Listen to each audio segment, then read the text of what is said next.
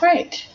So I'm going to take you through, this is kind of the PowerPoint slide for 4.1, which is Introduction to Water. I'm putting this video, I'm uploading onto this thread the PowerPoint itself so you could look at it again at your own pace and not through the video.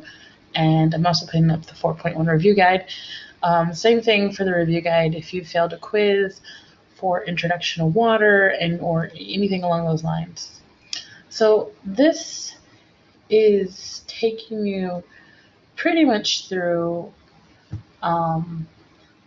the IB significance, right, for what water is and the introduction of water. And so you have the AP content that you're doing. So again, more specific. This is related to the IB. Okay. So, significant ideas, the hydrological cycle is a system of water flows and storages that may be disrupted by human activity, right? So we pollute, we're the number one causes, we're a cause to disruption in the water cycles. The ocean circulation system, or what we call the ocean conveyor belt, influences climate and global distribution of water, of matter, and energy. So that's things like weather patterns like El Nino, La Nina, an upwelling that we see occurring that kind of changes the patterns of the weather that you may have. About 3/4 of the Earth's fresh water is stored in glaciers.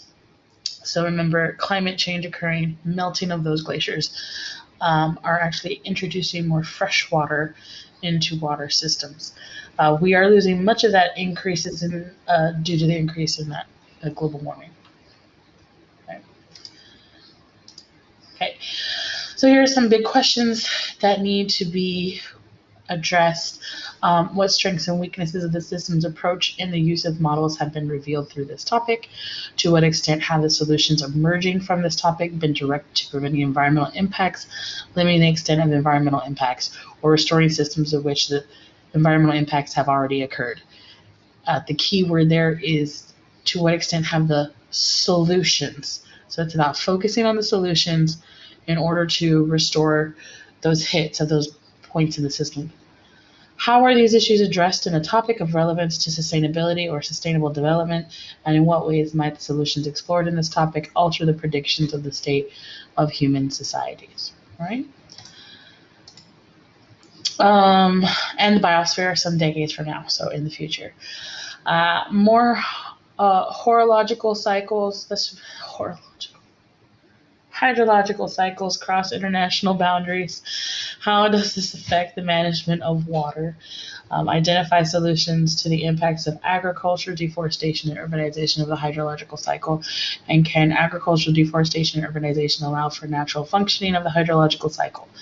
In what ways may population growth and human activities have an impact on the hydrological cycle of the future?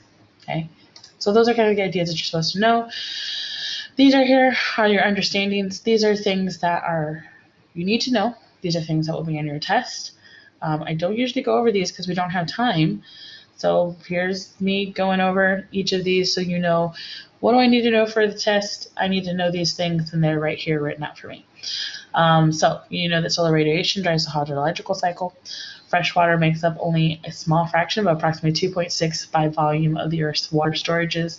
Storages in the hydrological cycle include organisms, soil, and various water bodies, including oceans, groundwater, which are called aquifers, lakes, rivers, atmospheres, glaciers, ice caps.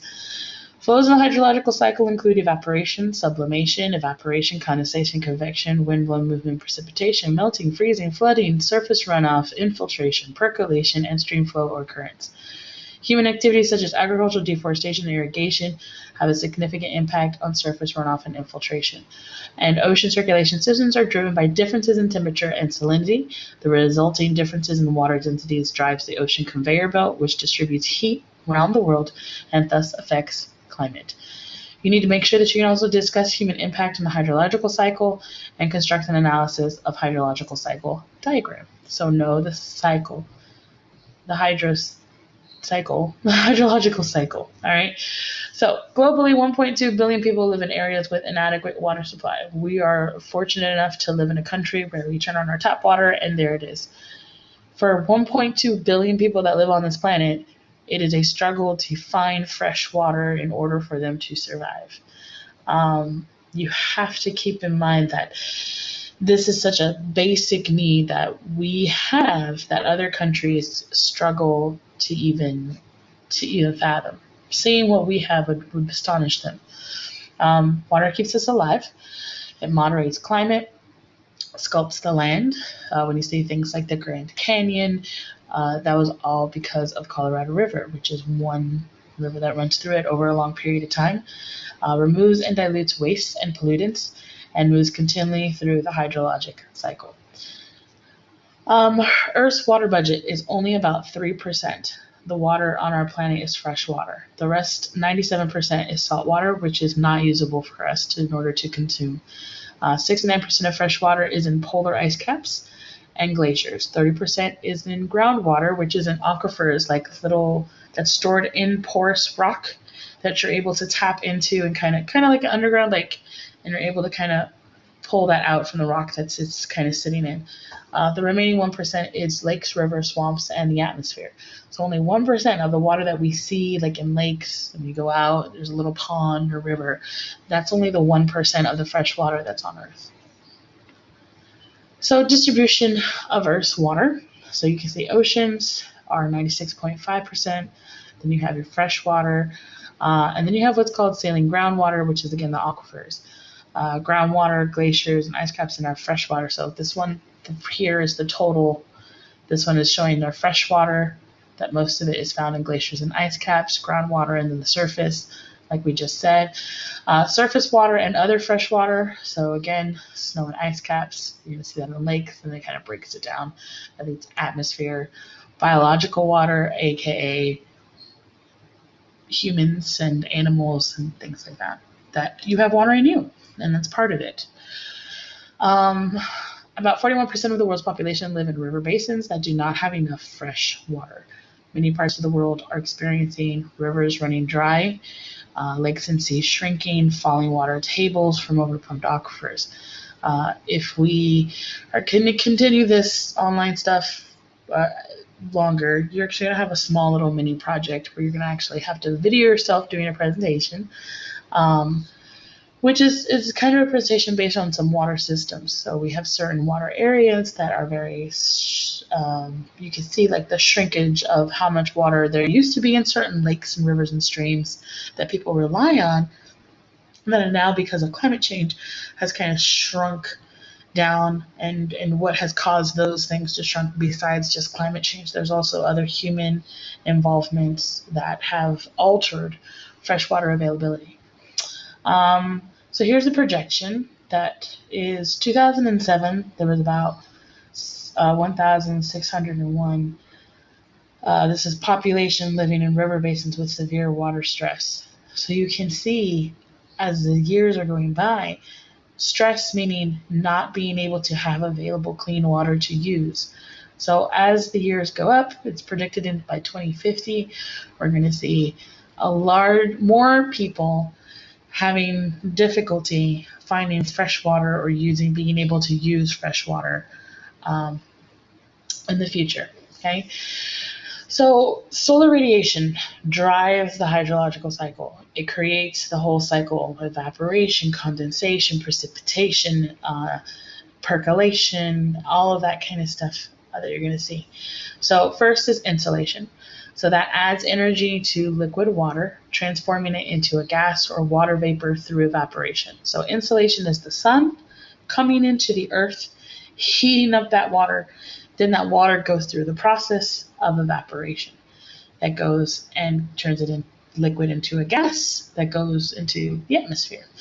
Uneven surface heating creates wind, transferring water vapor horizontally within the atmosphere, horizontally. Okay, so once you have that heated water vapor in the air, that creates convection, and it starts to circulate the water, and it moves horizontally across, and that's where the weather comes from. Vapor losses, energy vapor losses. I'm tired. Vapor loses energy as it moves.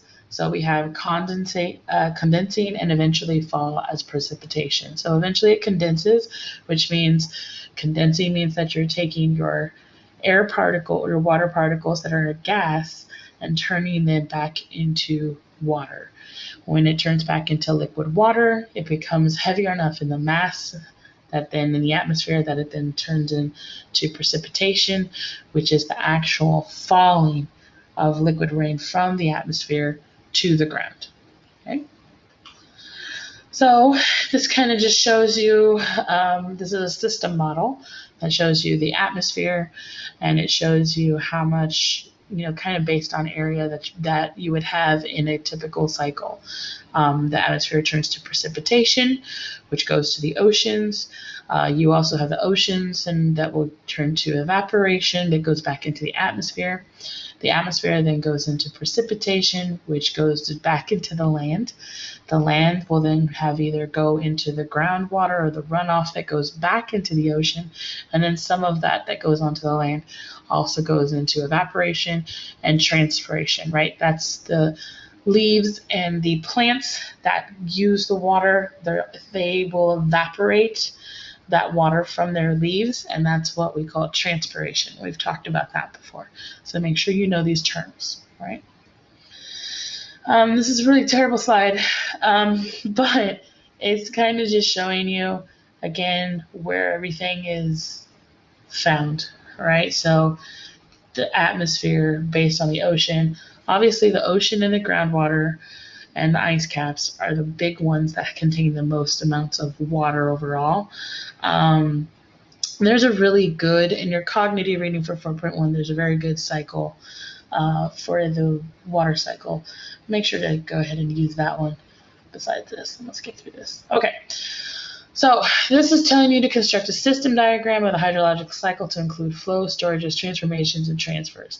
Analyze the scale of flows, direction of flows, and scale of storages.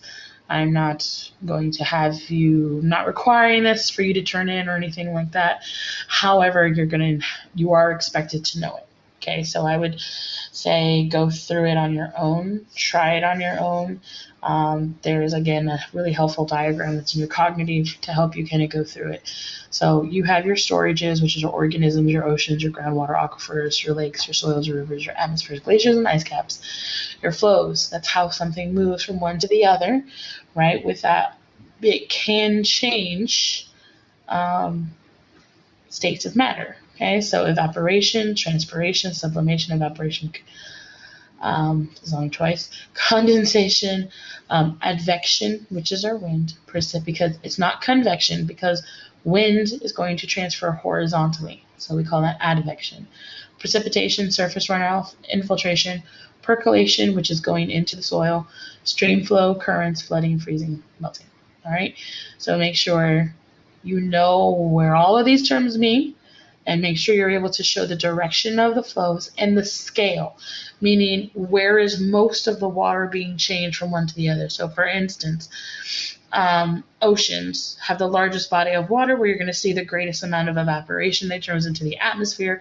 That's going to be a lot larger than you would have coming from your soil and your groundwater that's going to be released through evaporation there or transpiration. So you want to make sure to show the sizes. Some of your flows are going to be larger for other from one storage to another in comparison to other ones that are much smaller. All right. Okay. I'm gonna go back to this. Expect this on your exam. Okay. Maybe I'm also gonna give it on your practice. We'll have to wait and see. We're trying to just get you through the content first, and then we'll see about adding on to that in your future. Okay. Ocean circulation. So this is what we call the conveyor belt, or the Great Ocean Conveyor. This has been in place. This is what drives life. If this conveyor belt stops, all life would end and cease. Okay, it's been going forever, since life showed up on the planet. Whatever water has been in this conveyor belt is pretty much in that conveyor belt and still in that conveyor belt. It was told to me once. It was a very interesting anecdote to remember this. For if at some point, let's say when Jesus walked the earth and he um, went to the ocean and touched the water, that same water that he touched is still flowing through that belt. It doesn't change. It's still being pushed through and running through, which is because it's really kind of interesting to think about that. Okay, that it's very old pushing of this belt that's always constantly there. And it's based on temperature. So you have warm, shallow water that gets pushed through, and then it goes deeper, which is where your cold, salty, deep water is going to occur. And then that drives the system and pushes it up to the Pacific where it comes up. So that's why it's much colder down by the Arctic. And then when it pushes up and goes more to the surface, you have more warm, shallow water, and that's pushing everything down and up into like around each system. So this doesn't change. This isn't fluid. This is what it looks like. This is what it is and how it moves. Water has a higher specific heat capacity than land because water can hold more heat than land can, the way that it's made and its mass that it has. Because of that, it takes bodies of water more difficult to heat up and cool down. This means that land close to the oceans has a mild climate versus then someplace that's not. Okay. The warm Gulf Stream and North Atlantic drift gives Britain and the Northwest Europe a moderate climate when we should have a subarctic climate. So we have the Gulf Stream, which is what gives us more of a mild climate, and then that same climate we have gets pushed up and goes up to England. So a lot of our water in the Gulf Stream always moves up to the England area in the northwest of Europe, and that kind of shows, it's kind of like a relation of where that stream and where that water kind of comes from, and that kind of distributes the weather patterns and stuff that we actually are very similar to Northwest Europe and England because our Gulf Stream water comes from us to them at a continuous motion, as you can kind of see in the diagram. Ocean currents and energy distribution. Ocean plays an important role in the distribution of energy. We have surface currents, so this is kind of like a 3D model to show you about the Great Belt. Surface currents carry warmer or less dense water, so when you heat something up, the particles become more active and more in motion. They get further apart. That makes them less dense. So you have the same amount of particles, but taking up more space and more volume. Water from the surface currents replaces colder water and then denser water, and then it's going to sink. So when I add more of that cold water in a certain area, then that's going to become more dense. The particles are going to slow down, and that water currents drops down into the ocean. Deep currents carry colder, denser water along the ocean floor from the poles to the equator.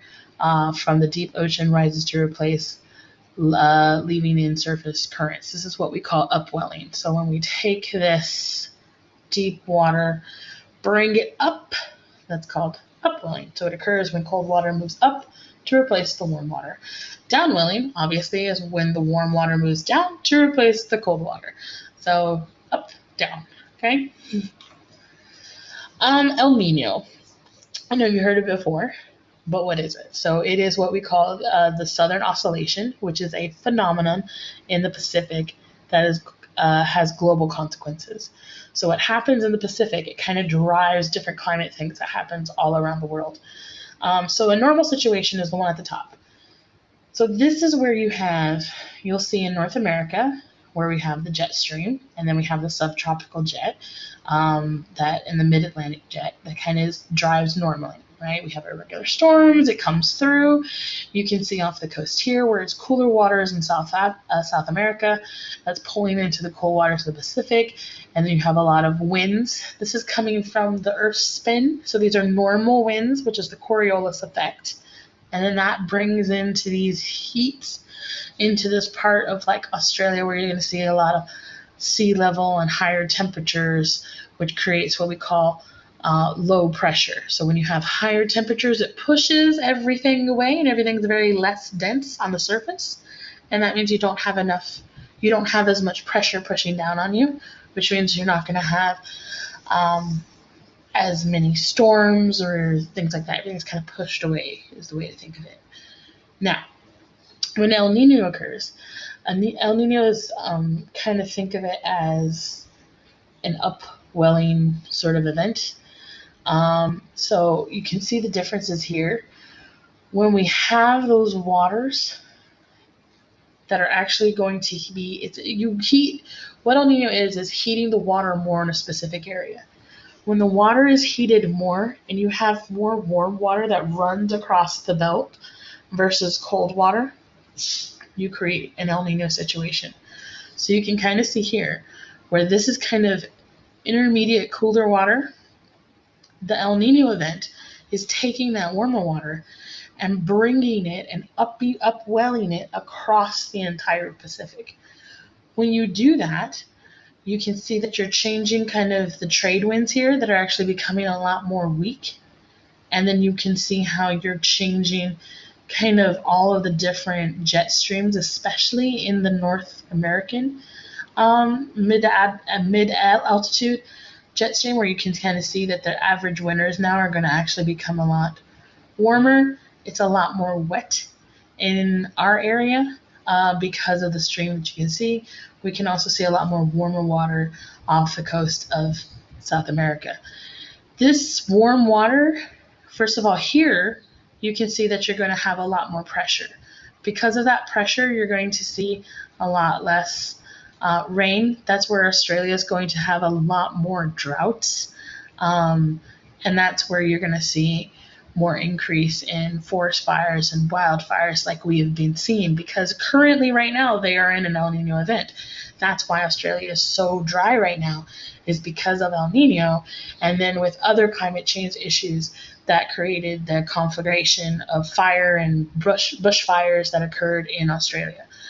And then you can see that kind of pushes it across. So always remember that all of these things are interconnected. Even though you have these fires that might have been human started, the rapid rate of it spreading is because of El Nino, because dried it out because of the droughts due to the climate change. All of it, everything that you can think of gets interconnected in some way. So that pulls this heat into there, and that creates all of this crazy more weather that kind of flourishes all around the rest of the world when you see that. Okay, so domestic water. Oh, real quick. So this creates more higher pressure, right, that occurs in these kind of areas around here. And that's going to bring a lot more storms. They're going to see a lot more hurricane-related issues that occur in the Pacific, which actually brings a lot less chances of hurricanes for us. When it switches back, which we call La Nina, to the normal situation, that's when we see a higher level of hurricanes in our area due to it kind of switching sides and then changing those regular jet streams back to what they originally were. Okay, just want to talk about that on the pressure. All right, so human activities. So domestic water, we have drinking, washing, cleaning. That's what we use. Irrigation, meaning that we're going to use water in order to grow plants and crops, and just, water our lawns, our gardens, things like that. Industry, so manufacturing, mining, and agriculture, they all require water.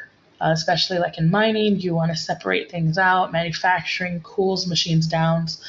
Hydroelectric power, which is very good. It just takes running water that pushes through a turbine that spins a magnet to produce electricity. Transportation, ships on lakes and rivers, and then boundaries, states and nations. So they actually, when you have a large waterway where it separates out, well, that's this state, or that's this state, or that's this country, and that's this country. Kind of what the Colorado River does on the Texas-Mexican border. So tree levels intercept and slow the impact of rain and drops in soil, and tree roots absorb water and holds the soil in place, thus minimizing soil erosion. So because when you have trees and you have a lot of water, the trees absorb and the roots absorb that water, which means you're not going to have the soil kind of swelling up with water. And then when that happens, then you have it kind of swooping off of the land, and that's what we call erosion. So it's good to have trees. They minimize erosion, and they are able to have stronger vegetation in areas that you'll end up protecting the soil. It absorbs energy from the falling rain, helps to maintain the absorption capacity, slows the velocity of runoff, and acts as a filter to also catch any other sediments that are coming off. The deeper the roots, the stronger that it's going to be rooted into the different layers that you have. But you can also have shrubs and bushes that also hold surface soil as well. Blue-green city. So what is blue-green city? Blue-green is the idea that the water cycle can happen in a natural, I guess, way. Okay, so you can kind of see blue versus green. So human activities and what we're looking at. And how do you propose to achieve those aims? So, let's look at it really quickly. We look at urban versus natural. So if we look at the urban water cycle and the streetscape, you can see blue versus green. So blue is kind of the idea that you can still have a large urban area, but then you're still going to have some kind of water system that occurs, and that evaporation still occurs. You have low infiltration, meaning that you're not going to have a lot of soil, and then you have you're going to have a lot of soil runoff that you're not going to have a lot of water go into the soil, and then low groundwater and flow into the water that goes into the underground system that would flow into the river. Then you have natural, which is kind of the idea where you have the same thing, but you're not, instead of urbanization and building the streets and things like that, you have trees and you have vegetation that kind of limit those things. So when you look at the streetscape, this is kind of what the idea is. This is the water cycle, and this is the urban idea of what this is. So when we look at this, you can see we're not going to have a lot of water go back into the soil, which means we're not going to have a lot of water go back into the river, which means we're going to reduce evaporation. You're not going to have as much stored fresh water into the groundwater system.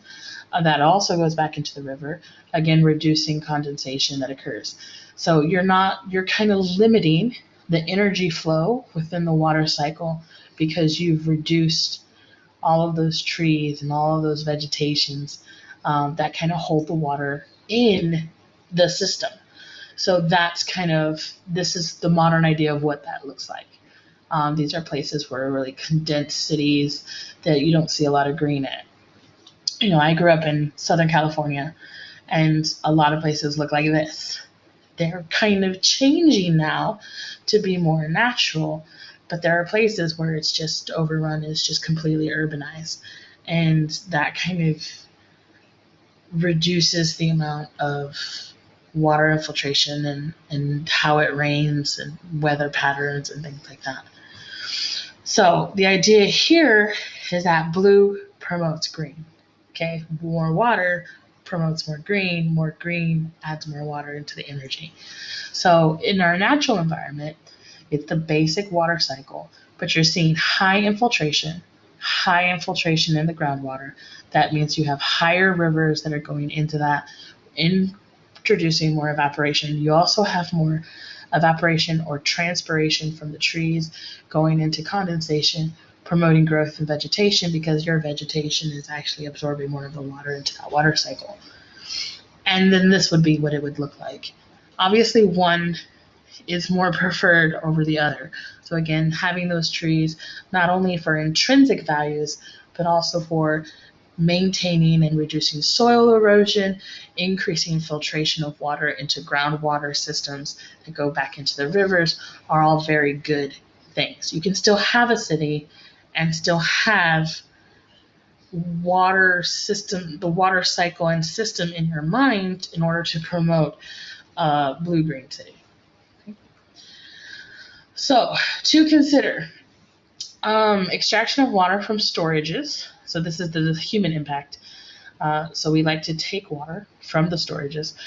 We have the effect of warming temperatures on evaporation rates, melting ice caps on ocean circulation, growing population demands for agriculture and drinking water. So here's kind of an idea of this graph that shows you what we're using. So 15% is just industrial, so that's manufacturing, that's mining, things like that. 15% is household, how we just use it overall in our homes. And then 70% of water goes to agriculture. So that's monoculture farming. That is also husbandry, so that means animals and farming and cows and things along that line.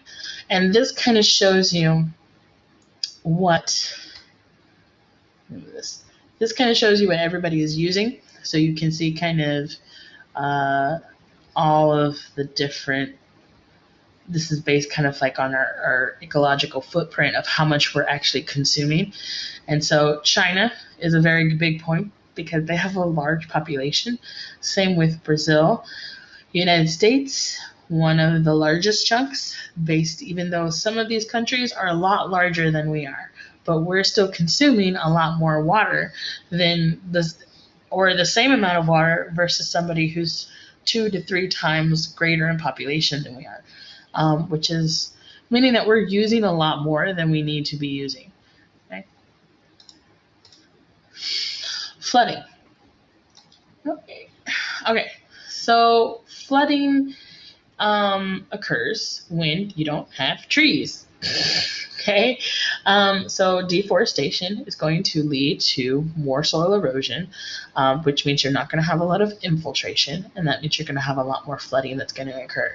So on the left, you have a very nice balanced ecosystem and water cycle. So oxygen released through vegetation, again, that is called, right, transpiration. Very good. Then you have the vegetation. Very diverse. You want a very diverse vegetation, shrubbery, trees. You want to have diversity. And then evapotranspiration, so evaporation and transpiration from those. And you also have the trees reducing soil erosion and heavy rain and water. You also can have agriculture on land, but not, sustainable. And all of those lead to a nice healthy cycle. Then we cut down the trees in order to use it as a natural capital. When we do that, that ends up creating, you have to have roads in order to get there. Roads themselves are going to cut off that natural flow. Then you have a land mass where there's nothing there. You also have more agriculture, specifically when you talk about farming animals. So when you talk about cows, and we call that husbandry, which is just farming all kinds of farm animals, that creates compaction on the soil from just them trotting on the land, which limits the amount of water that can get into there. So when it rains, the water cannot get through the soil and infiltrate it. So it's going to run off the soil.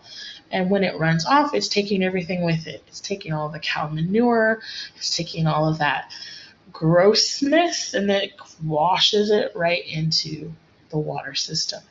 And that includes fertilizers if you're talking about monoculture or just regular agriculture and pesticides.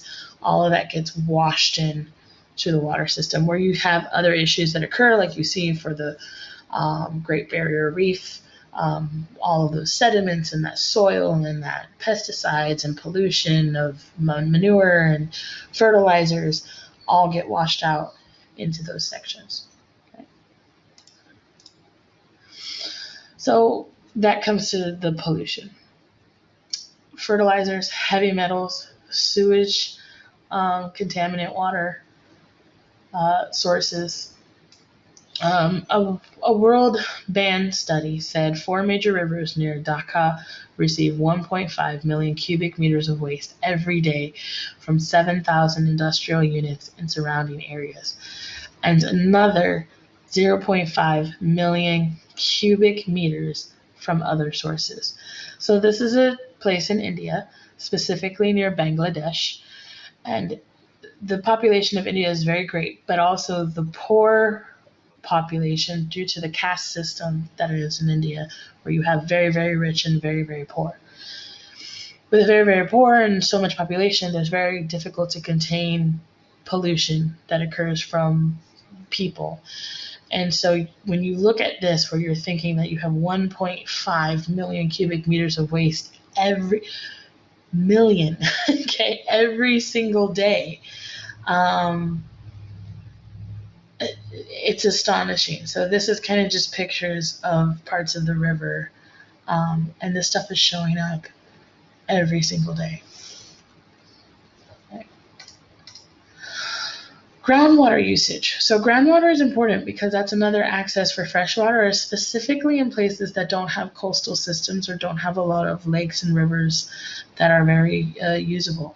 So, but the problem with groundwater is that people are taking it and using it at a faster rate than it can actually be replenished. And so groundwater can be replenished from the rain that falls, infiltrates into the ground, which means you need to have very healthy vegetation to stop groundwater runoff and erosion. Water will infiltrate, fill it back up, almost like it's a glass, and then fill up that aquifer again. The problem is, due to population growth and overusage in all countries, we're using those aquifers faster than they can what we call recharge. Because of that, we're going to be losing our aquifers, which means they're going to be losing their source of fresh water. And when that occurs, there's going to be bad things. People are going to want fresh water, and it's going to be about how do we get access, or how do we access fresh water for them. So most aquifers are renewable. However, people are using it faster than they can. Aquifers provide drinking water for half of the world. The water tables are falling in many parts of the world, primarily from crop irrigation. So it comes down to farming. Why are we farming so much? Is due to agricultural and population growth. In addition, what is most of agricultural water being used for? Not just farming crops, but also farming cows and sheep. It takes water to wash and clean and feed and all of those things that go with that. So that's why, in order to reduce the groundwater consumption, it comes down to reducing the demand for meat. And to do that, it means eating less meat, going more vegetarian route. It will save the planet. It's not just a diet choice for you to do. And you can start with things just as simple as like no meat Mondays. Have one day where you just dedicate the week that you're like, I'm not going to eat meat today. You don't have to go full vegetarian. Just try to minimize the amount of meat that you're eating in order to promote more of a less of a demand that would be out into the market to reduce that. Just a thought. It'd be a good challenge to try to do. You got time, come up with some recipes or something that you can cook for your family and have a dinner. Be like, hey, today we're having no meat today. Just a thought. Just, put it out there. All right, so water, a replenishable resource. India, China, and the United States. 3 largest grain producers. So, overpumping aquifers, using it for irrigation, small farmers drilling tube wells. So they drill a giant tube that goes straight down in order to pick up water that's way too below the water table, which affects the water table. So water table keeps getting lower and lower and lower, which means things have to drill farther and farther and farther in order to deplete that. Saudi Arabia, aquifer depletion and irrigation. So these are the top ones that are using most of it. And you'll notice that these top ones are the ones with the larger populations. And the larger populations, and Saudi Arabia has a lot of infrastructure in irrigation for their crops because they want to be independent, but don't lack a lot of just natural water and resources. So they're taking up that groundwater and using it. So these are kind of just a map of like groundwater recharge rates. So based on we're over consuming and it's not being replenished fast enough. So you can see, we'll talk a lot about Africa more specifically in a later chapter. We're going to talk, this is what we call the Sahel, and it's one of the most devastating issues in that region, and we'll talk about how it's because of people that this actually occurred, and it's actually very similar to a history of the Dust Bowl that we actually did to our soil systems in the Midwest. So you can kind of see a graph. We're very, very difficult in the Midwest. This is what we call right here is called the Ogallala Aquifer. Ogallala Aquifer is the biggest aquifer in the United States that helps the Midwest in order to get fresh water. Lacking this area is going to, once it's gone, it's going to be devastating for everyone that lives in the Midwest, that you might start to even see a migration of people that move because water will be so difficult to get. But we'll have to wait and see about if people can actually minimize the use of water in those areas, then you can actually recharge the Ogallala and everything will be fine. Okay. Dams. So, dams. Main goal of a dam and a reservoir system. So dams is this is a dam, and then that creates the reservoir. So that's what holds the water that you're containing. What they do is release runoff as needed to control. So it controls floods, it can generate electricity, it can supply irrigation water, and it's also for recreation. People like to, you created a lake in an area where there wasn't a lake before. That produces tourism, economic advantages, intrinsic values. Again, people want to go and have fun, so that's kind of what dams are used for. So this is kind of an idea what a dam is. Here's our little recreation. See, she's water skiing on a boat right there. All right. So, flooded land destroys forests and croplands and displaces people. So you kind of see that here. Large losses of water through evaporation. So you are going to, because you have a larger body of water now, going to evaporate more, which means you're going to actually lose more water than you had before.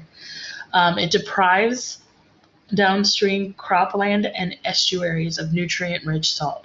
So estuaries are kind of like mangroves in areas where it has lower bushes and shrubbery that filter through the plant system to minimize sediment going out into the ocean. So it deprives those croplands and estuaries. Risk of failure and devastating downstream flooding. So if this thing breaks, there's like towns and neighbors and houses, it's going to destroy them pretty much. Disrupts migration and spawning of some fish.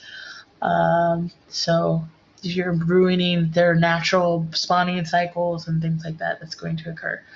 Provide irrigation and water above and below the dam. So these are good things. Provides water for drinking. Reservoir is useful for recreation and fishing. Can produce cheap electricity. So hydropower is a really good way to produce electricity.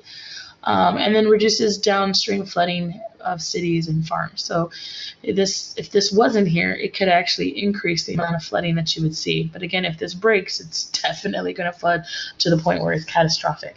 So these are your pros and your cons. These are your strengths and limitations of a dam. Okay. All right. Okay. Irrigation, large-scale water transfers of irrigation stops flow of water into the Aral Sea. So the Aral Sea is a large seawater that occurs, a body of water. It's a lake. It's a sea. So it's enclosed area. And this is kind of what it looks like. And you can see where this was a large body of water. And look at these large vessels just from drying up. By using that water for irrigation and large-scale transfers, you end up having catastrophic amount of water loss. The less water you have, that increases the salinity. So if you have a lot of water that you're putting onto an area, you have more surface area. That's going to create more insulation that comes in, is going to cause more evaporation. When that evaporation occurs, then you're going to have whatever's left behind, which is salt. And the more evaporation that occurs, the more salt that gets deposited. And so you have more salt on top of more salt on top of more salt. When you have that creates fish populations that can't breathe, because you need to have high oxygen levels and low salinity levels in your bodies of water. So if you have high salinity, you're going to reduce the amount of fish population. Water pollution then occurring. You also have restoration efforts. There's more efficient irrigation needs to be done. and dam needs to be built in order to help raise the lake levels that are being affected by irrigation. It's not a good idea just to irrigate without putting a dam in place. Putting a dam in place can help the process of irrigation by using better practices and more efficient irrigation practices. So it's about balancing those things out. Desertification. So this is desertification. This picture kind of shows you what it looks like. Desertification is a type of land degradation in which the relatively dry land region becomes increasingly arid, meaning that it has less and less water, typically losing its bodies of water as well as vegetation and wildlife. So there's nothing there. It's caused by a variety of factors such as climate change and human activities.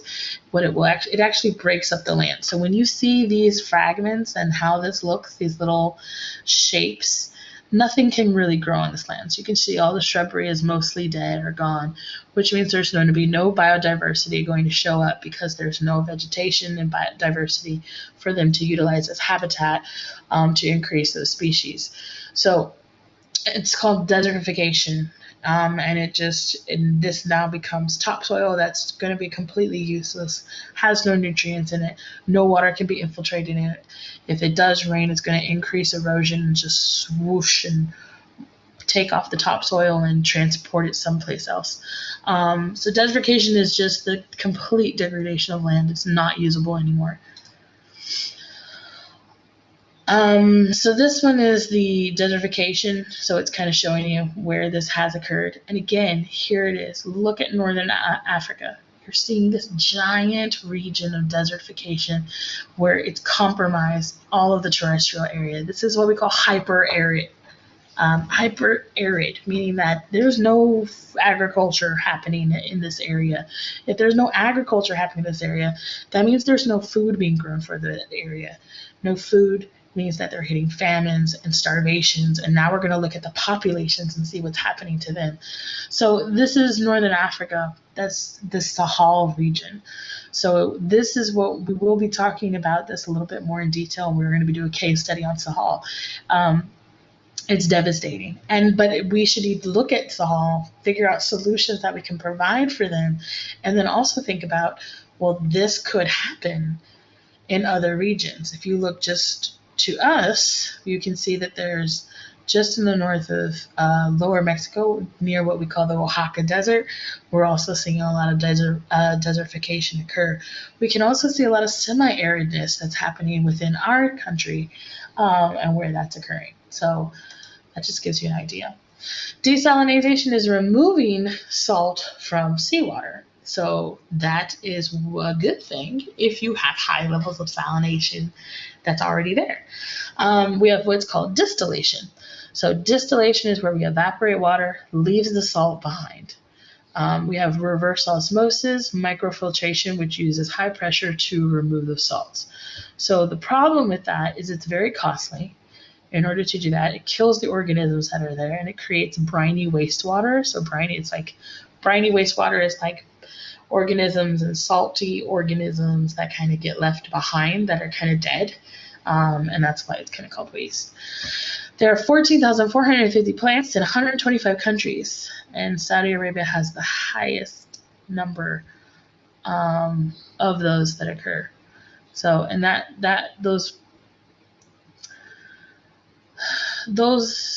the reason Saudi Arabia has the highest number is because they use as you saw in the previous models, that Saudi Arabia has the highest amount of irrigation that they're using, which means if you're irrigating, you keep putting water on top of water and evaporation keeps occurring. Again, you're building up that salinization, more salt, more salt, more salt. When you have a lot more salt, then you can't grow anything in a salinated region. So what you're going to have to do is create distillation plants in order to remove the salt through reverse osmosis and microfiltrations in order to get rid of that and create more of that desalinated water situation. So Saudi Arabia, because of those high infiltrations and low amounts of water usage and destroying their groundwater, they have to have a lot of those plants, and they're a very rich country because of oil, so they're able to produce a lot of those plants in order to distill their water. because they got money. Okay. This is what a desalination plant would look like. It's offshore, solar and usually wind energy. It uses ocean waves for power. And then they build desalination plants near electric power plants because they're going to produce power and you can actually use it. Okay, so this is kind of a case study. So this is the China Yangtze River, I think I said that right, which contributes to erosion and flooding. So this is a deforested land, using it for natural capital. And you can see that without this vegetation there, this is kind of a visual that you're going to have increased erosion, increased flooding, lack of infiltration, which reduces the groundwater and the water table. All of that's going to occur. So that's our introduction. As we move forward, we will be looking into specific case studies, specifically Sahel, which is that Northern Africa region that we'll be talking about and doing. And depending on how long we have to do this online stuff, we might do a live digital classroom if you can make it. If not, you can watch the recording that we do with it. Okay, that's 4.1. Remember, you have to have 4.1 Cognity completed by Friday by midnight. It will be checked on Saturday of this week. Make sure that you have your Cornell notes. Again, if we see each other, I will be checking your Cornell notes for a separate grade. If we don't, you have Cornell notes that you can be using to help you review for any upcoming tests that we would do digitally online. I don't know what's going to happen, guys. I don't know if we're going to, this is what we're doing or not. We'll have to wait and see.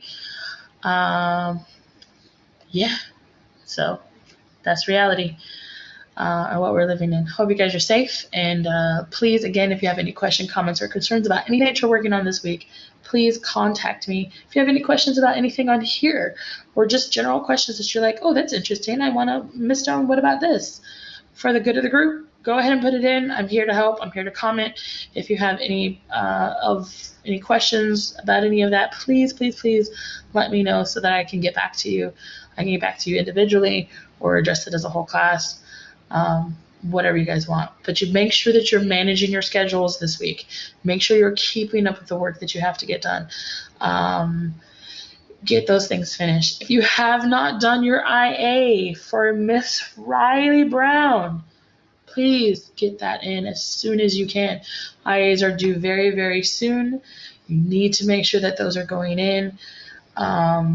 You might be limited on your testing this year, which means your IA has become more important than anything. So please, if you have not done that, dude, you got time. You should have already finished it. Please get it in. I'm sorry. My cat's gone crazy. All right. You guys be good.